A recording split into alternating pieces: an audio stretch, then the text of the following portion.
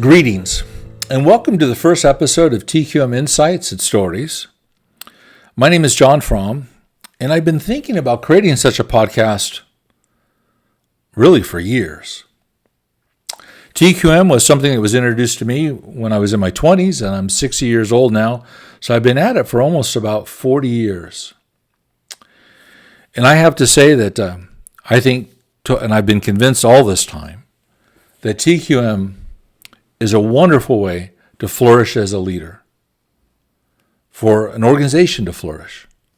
So whether you're a team leader, a shift lead, a supervisor, manager, director, even if you're a CEO of an organization, and that you have a desire that you want to flourish, that you want your organization, your department, whatever influence that you have, that you would like to flourish, well, I'll tell you that T.Q.M is absolutely the right antidote. It is the right prescription. And so what I'm going to do is I'm going to share with you not only principles and teachings, but stories, pretty much involving my time at Hart Hanks Communication, a software company called SharpSource, as well as my time at the Baltimore Sun. Basically, I'm going to share stories from you with the first 30 years of my 40-year career. And the reason being is because there might be folks that I work with that are listening to this. I don't want anybody to think that I'm talking about anything recent, because the challenges and opportunities that I've had throughout my career, they tend to be repetitive. So it's not going to, my point is, it's not going to shock me if one of my work colleagues says, "Hey, John, you said you were going to talk about things that happened, 10 plus years ago. And you were talking about something that, some example you gave that would have happened just 2 weeks ago." And I'm going to go, no. The example I was talking about was something that happened, 18 years ago. Because these things do tend to be repetitive. There are patterns in life. I'm sure that you've recognized this many times yourself. So that's what I'm going to do. And now why? Why am I doing this? Well, people have invested in me throughout my career, and I'm so indebted to them. They paid for college. They paid for training. They bought me books.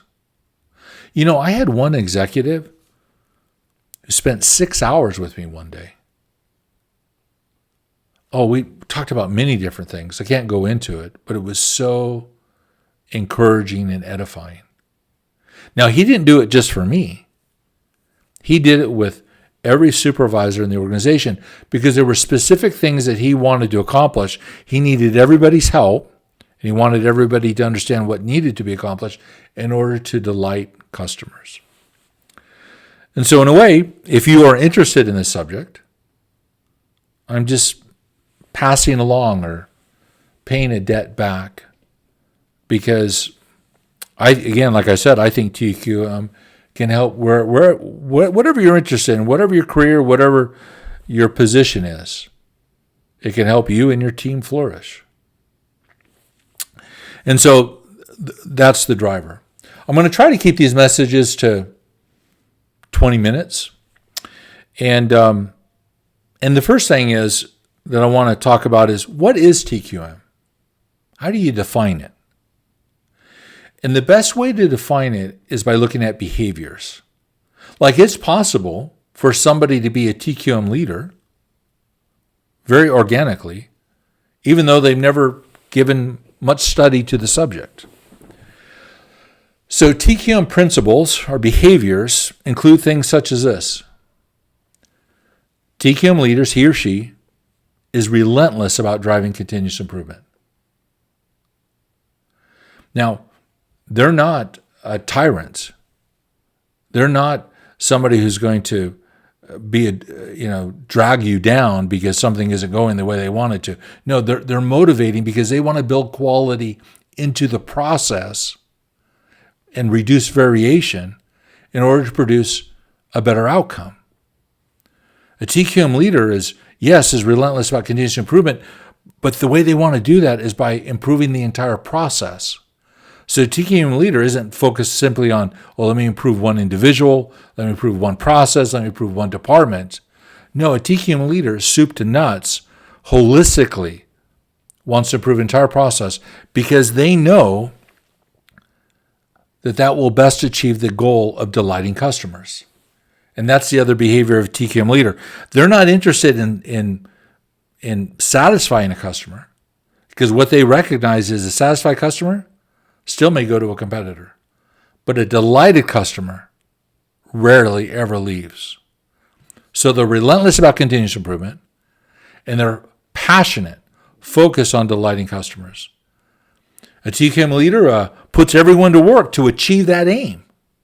There's alignment within the organization. A T.Q.M leader wants to push down decision-making to the lowest possible level. Why? So that the team is reacting quickly to prevent problems, and if problems appear, to quickly address them, to spend the time and the energy and the money so that customers are delighted. Now, the last point may shock you. A T.Q.M leader is a heat-seeking missile when it comes to this topic, which is achieving a proper margin. You heard me right.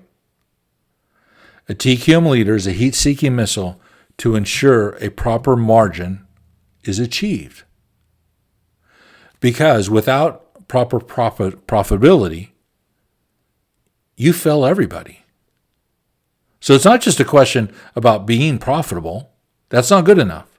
You have to achieve the proper margin, because a proper margin provides money to invest.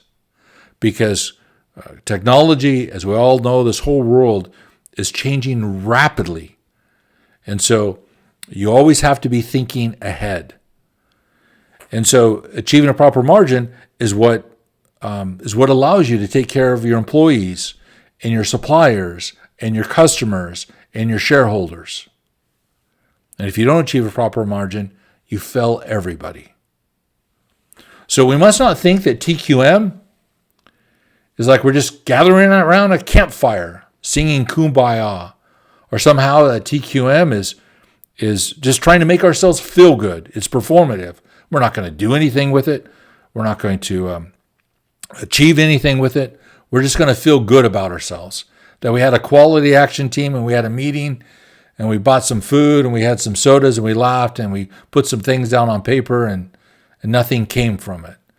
That's not T.Q.M. That's just a complete, utter waste of time. So I really want to emphasize that when you think about T.Q.M, think about these behaviors that I'm articulating. Now, T.Q.M, it's also hard to believe. I mean, in my opinion, this is my opinion, there's such a failure in leadership today. I suppose that's another part of my motivation. And I have worked with some of the best leaders, and of course, I've also seen some of the worst. But you look at our society as a whole, you kind of ask yourself quite often, where are the leaders? Where are people who take responsibility, that stand up, that provide a vision, that provide a way forward? They're out there, and we know some of them, but I think we need more of them, and T.Q.M can help us. Now, the reason T.Q.M is so hard to believe, it's hard to believe the results. So let me give you an example. A commercial printer, very large commercial printer, was thrilled to meet with me. They wanted to recruit me away from my current company. And so they flew me out to see them. And they sent me some production information and budget information ahead of time, and I saw some print samples and things of that nature. And what I knew walking in was that I could save them $2 million a year if they hired me. I mean, I had it broken out in category. I knew exactly how to save them $2 million a year. And so I said to myself, I said to my wife as I was leaving, I'm going to tell them $1 million. I'm going to tell them I think it's $2 million, but I'll commit to $1 million based on this information. And then I spent the day with them, and I was convinced it was $2 million. because there was that much rework, that many bottlenecks within the system. I won't go into it. It would take too much time. And so they were thrilled to have somebody come in and say, listen, we can improve your margin by $2 million. I said, your margins must be pretty low. Or maybe, your margins must be pretty low. They agreed with that. They didn't give me the exact number.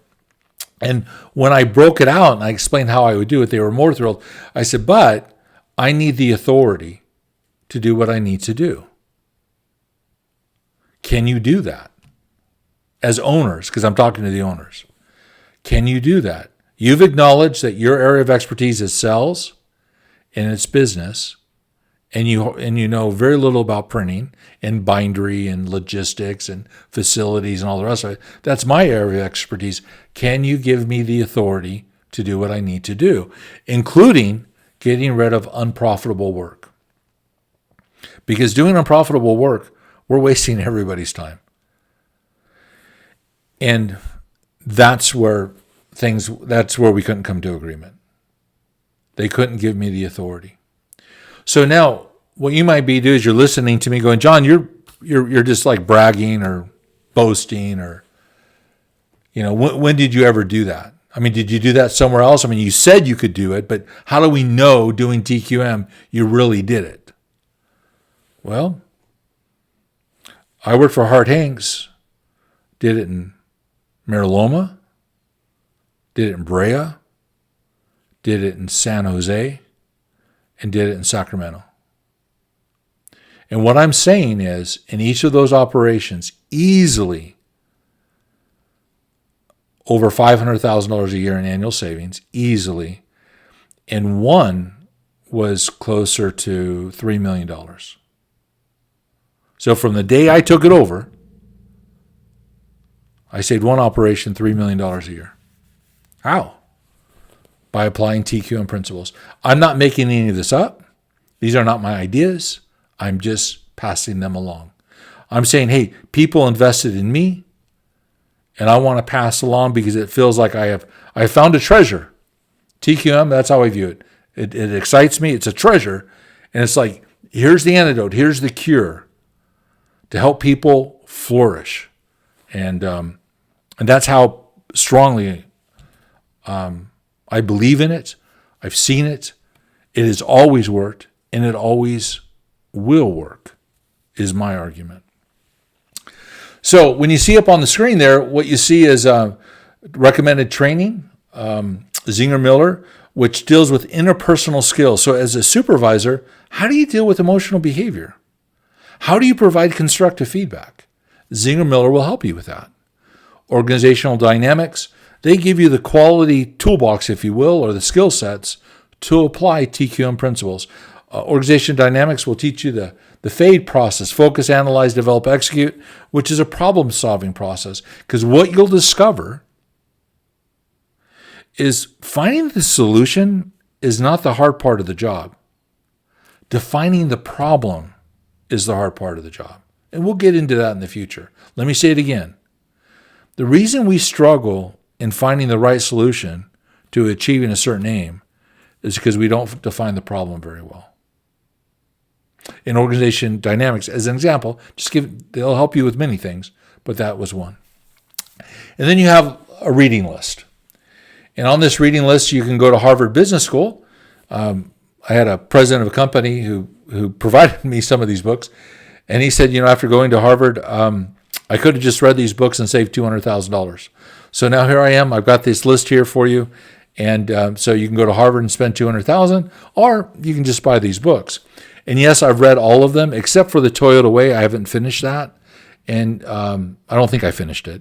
And then Durand Quality Handbook, that was always like a reference guide for me. But everything else I've read, highly recommend. And I would start off with the Deming Management Method. Top line on the left-hand side, I would start with that one. And that will give you a good primer to understanding Edward Deming. So I would get out of the crisis, I would get that one later, and I would start with the Deming Method because I think that's a good primer. So to be a quality leader, you have to be committed to reading, without a doubt. Now, you might ask me let me make one more point, and then we're going to move on to customers. Why read the biography on Lee Iacocca? So you got Lee Iacocca there, and you got the Toyota Way.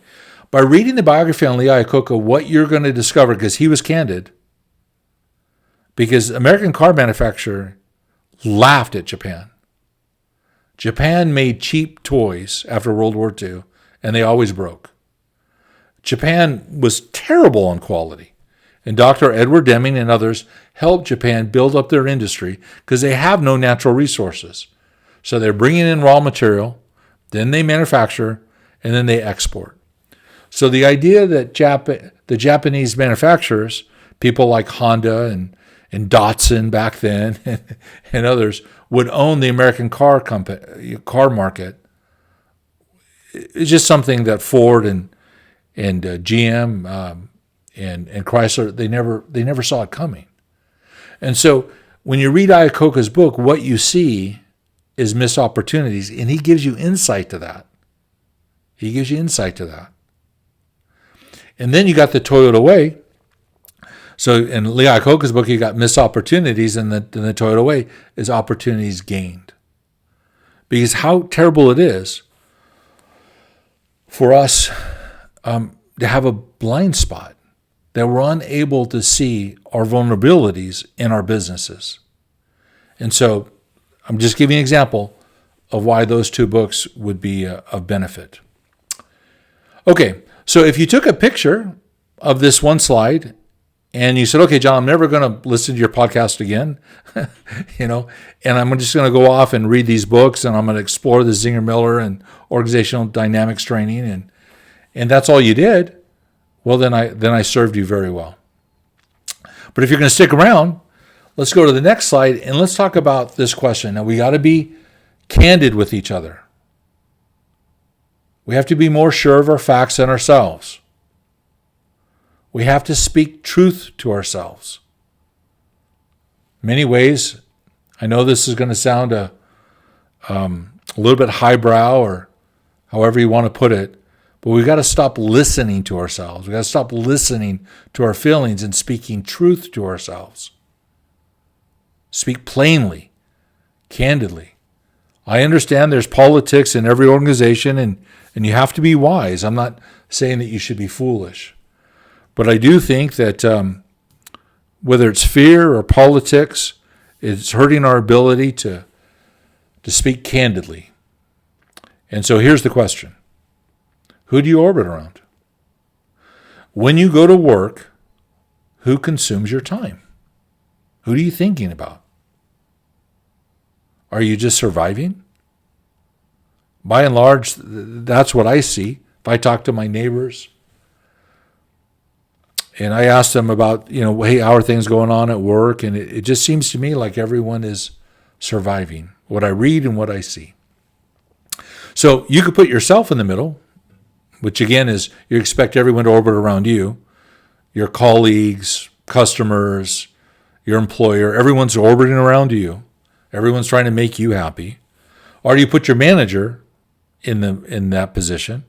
Many times managers who manage by fear insist that you orbit around them. There's not a lot you can do in that situation, by the way. Or do you make the right decision and you orbit around your internal and external customers? Do you even truly know your customers? So the T.Q.M way is that you orbit around your customers. So you acknowledge, you got to make the second decision. Because many times there are people, imagine somebody who's highly successful in their career, but they've been orbiting around themselves their entire career. They've basically been very selfish, but it's worked.